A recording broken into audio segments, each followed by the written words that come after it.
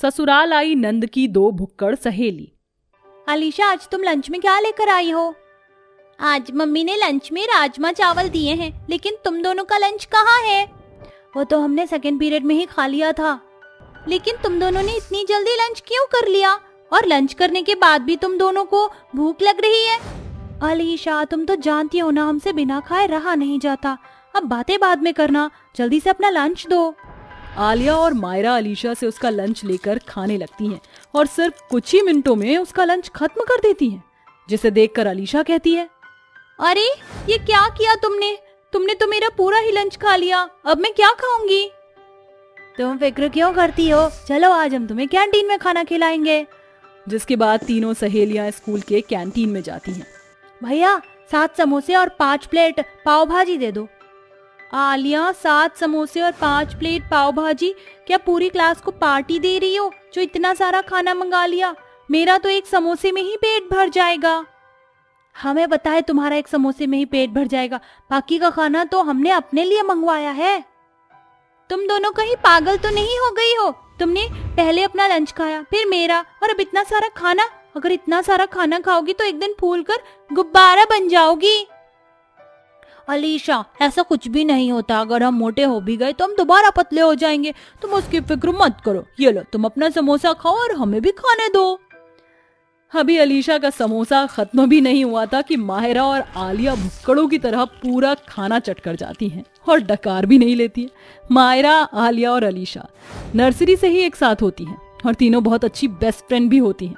लेकिन माहिरा और आलिया एक नंबर की भुक्कड़ होती हैं, जिस वजह से अलीशा को काफी परेशानी होती है। लेकिन वो कभी भी आलिया और माहिरा का साथ नहीं छोड़ती है। ऐसे ही समय बीतता रहता है। तीनों सहेलियां अब बड़ी हो जाती हैं और कॉलेज जाने लगती हैं। गाइस, तुमने सुना कि आज कॉलेज में पार्टी है? तो बहुत ज्यादा एक्साइटेड हूँ मैं तो पार्टी के लिए। वहां पर न जाने खाने के लिए कितना टेस्टी टेस्टी खाना होगा। मायरा, आलिया, ये हमारा स्कूल नहीं कॉलेज है, तो प्लीज यहाँ पर भुक्कड़ों की तरह खाना खाने मत लगना, वरना तुम दोनों की बहुत ज्यादा बेइज्जती हो जाएगी। ओह अलीशा, हमको भुक्कड़ों की तरह खाना नहीं खाते हैं, हम तो बस थोड़ा ज्यादा खाते हैं। न जाने तुम लोगों को क्यों लगता है कि हम भुक्कड़ों की तरह खाते हैं। ये बोल भी कौन रहा है? अगर इन दोनों का बस चले तो ये पूरे शहर का ही खाना खा जाए और डकार भी ना मारे। ये भगवान, ना जाने कब इनकी आदत ठीक होगी। इनके साथ साथ लोग मुझे भी भुक्कड़ समझते हैं। इनकी वजह से मैं भी कुछ नहीं खा पाती हूँ। क्या सोच रही हो? अब चलो, जल्दी पार्टी के लिए रेडी भी तो होना है। जिसके बाद तीनों सहेलियां जाकर रेडी होती हैं और पार्टी के लिए निकल जाती हैं। पार्टी में पहुंचते ही आलिया और मायरा खाना ढूंढती हैं। जैसे ही उन्हें खाने की टेबल दिखाई देती है, वैसे ही वो जाकर वहां खाने पर टूट पड़ती है और देखते ही देखते कुछ ही देर में टेबल पर रखा हुआ सारा खाना खा जाती है। पार्टी में सारे लोग सिर्फ आलिया और मायरा को ही देख रहे होते हैं। इन दोनों की हरकत से अलीशा बहुत शर्मिंदा होती है, इसलिए वो पार्टी से वापस आ जाती है। अलीशा, मायरा, मेरे पेरेंट्स मुझे आगे की स्टडीज के लिए अब्रॉड भेज रहे हैं। अब मैं अपनी स्टडीज कंप्लीट करने के बाद ही वापस इंडिया आऊंगी। जिसके बाद अलीशा, मायरा और आलिया तीनों गले मिलती हैं और अलीशा अब्रॉड चली जाती है। ऐसे ही समय बीतता रहता है। आज पूरे 3 साल हो जाते हैं। इन 3 सालों में अलीशा की स्टडीज कंप्लीट हो जाती है, जिसके बाद अलीशा अपने घर वापस इंडिया जाती है। अलीशा के घर आते ही उसके भाई शुभम की शादी गीता नाम की लड़की से हो जाती है। गीता एक बहुत बड़ी शेफ की बेटी होती है, जिसके चलते गीता बहुत अच्छा खाना बनाती है। ऐसे ही समय बीतता रहता है। एक दिन अलीशा अपनी भाभी के साथ शॉपिंग करने के लिए जाती है कि तभी उसे वहाँ अपनी दोनों सहेलियां आलिया और मायरा दिखाई देती हैं। आलिया, मायरा, तुम दोनों यहाँ?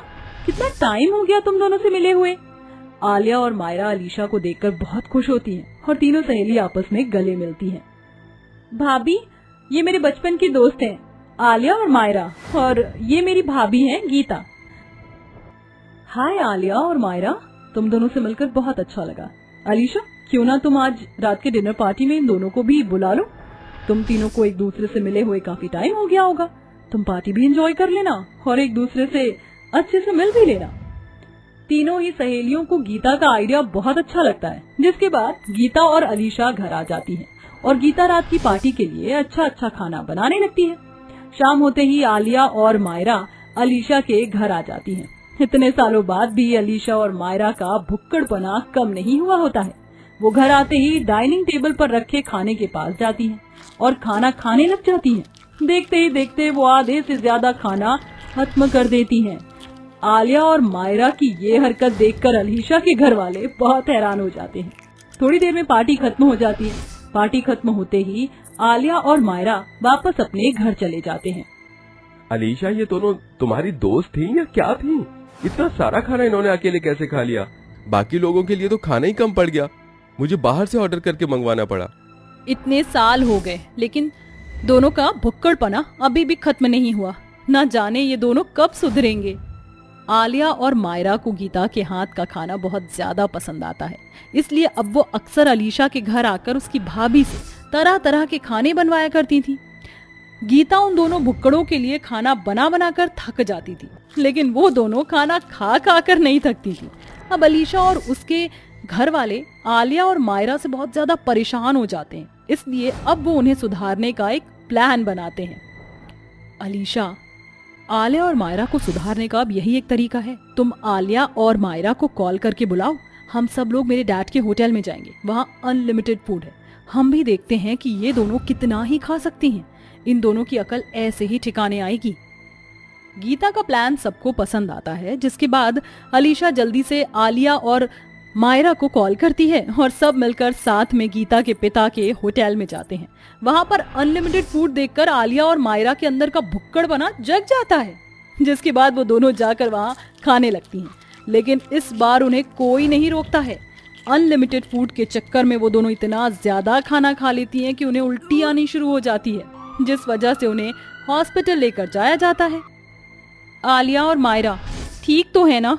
उन्हें इतनी सारी उल्टियां हो गई थी। हमें तो डर लग रहा है कि कहीं उनकी तबीयत ज्यादा तो नहीं बिगड़ गई।